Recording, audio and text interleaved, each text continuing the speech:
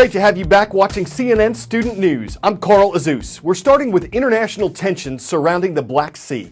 This body of water is bordered by Ukraine, Russia, Georgia, Romania, Bulgaria, and Turkey.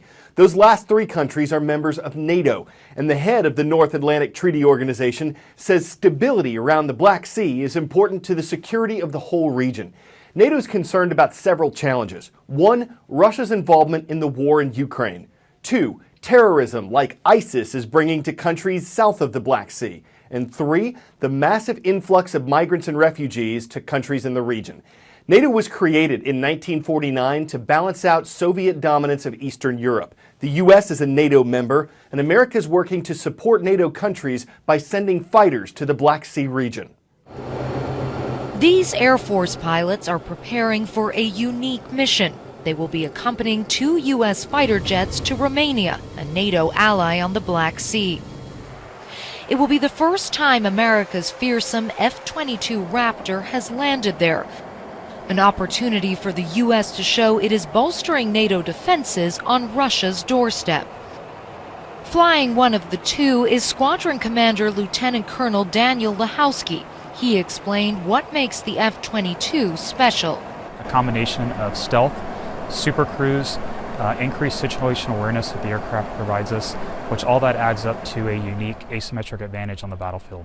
So basically you're saying this is the best fighter jet in the world? The aircraft is truly incredible, and it is indeed the best fighter aircraft in the world. The technology is so advanced that Congress has banned their sale overseas. En route to Romania, the jets must regularly be refueled, a delicate balancing act we got to see close up.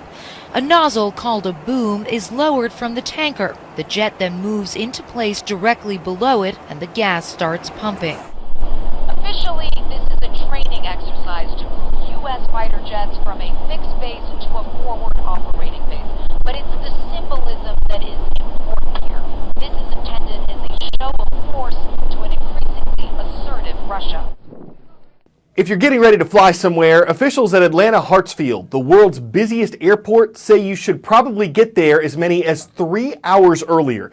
At Chicago O'Hare, workers from one airline brought out cots for people to sleep on because hundreds recently missed their flights after getting stuck in TSA security lines.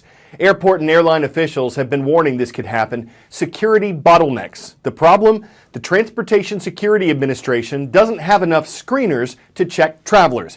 It says it's limited in what it can do by U.S. government funding, but it's trying to make changes. Well, TSA heard the call from passengers, airlines, and airports. They must do better. This summer, air travel is expected to rise to the highest level ever, with 222 million people expected to fly. Now, we're not even at that peak travel season yet, and for months, flyers have been dealing with long security lines and missed flights because of it. We were just in security for almost 2 hours and ran to our gate, and it was 3 minutes shy of the door closing. So we got a hotel and are back, and hopefully we'll make this flight. I got here about 2.5 hours early, and it still wasn't enough time. And I had to go back to my friend's place and try it again this morning.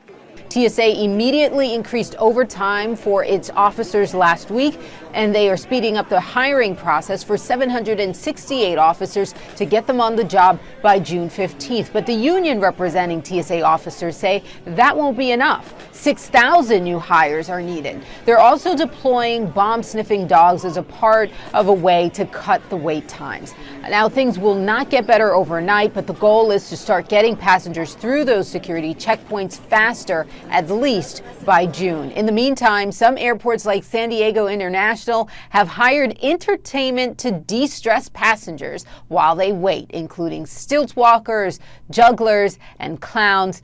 I guess they figure if you're going to be waiting in line for an hour or more, why not be entertained? Back to you. Of course, you don't have to worry about security checks if you're a mosquito, but you should probably worry about Fort Myers, Florida. A group of entomologists and biologists is there to study what mosquitoes do, and an arsenal of 26 trucks, 11 helicopters, and 4 airplanes is there to kill them. Warmer summer temperatures bring more mosquitoes. Some mosquitoes carry Zika, a virus that can cause birth defects in the unborn children of pregnant women. So communities like Fort Myers are aiming to keep mosquito populations down. But not all cities have the budgets to fight on that scale, so the approach is different from place to place, and the effectiveness of pesticides is, too.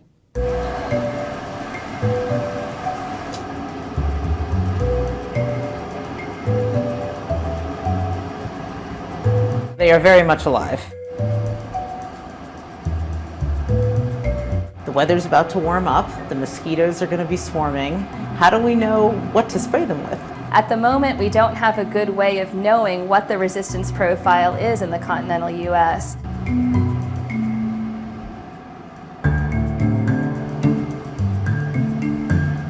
In one state, you can have different pockets of resistance in different places. Absolutely. It's a big challenge.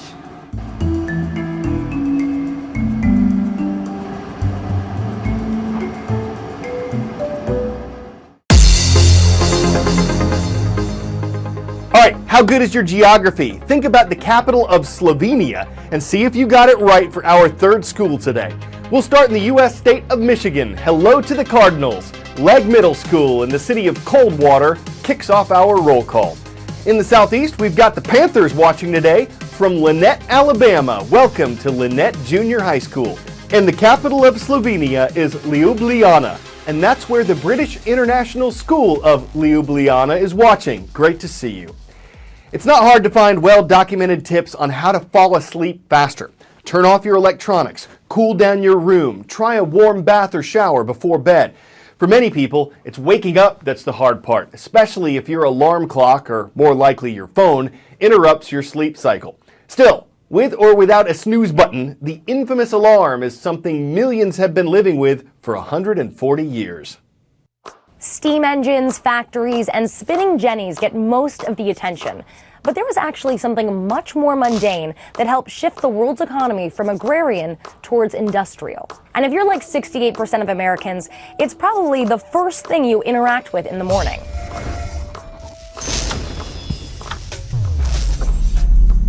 I'm talking about the alarm clock. For thousands of years, people took their temporal cues from the sun. Sure, it might have made scheduling a meeting a little bit difficult, but then again, there weren't many meetings back then. People tended to fend for themselves and their immediate community. But then, the Industrial Revolution changed everything. Workers had to be punctual. Time became money, so to speak, so we became slaves of the ticking clock. None of this sunrise, sunset scheduling that worked for the predictable rhythms of farm life. Plus, there weren't any roosters to wake you. So how did the workforce adjust to the new world order? At first, factories installed whistles or bells that sounded throughout the area to alert its employees that the workday was set to begin. Some companies even hired knocker-uppers to bang on windows and rouse their employees at their homes. Then, in 1876, an American company received the first patent for a mechanical alarm. Even though the concept and the crude models dated back to Plato, these were the first mass-produced alarm clocks, and they paved the way for a huge improvement in personal and business efficiency. And they're also why I'm so groggy all the time.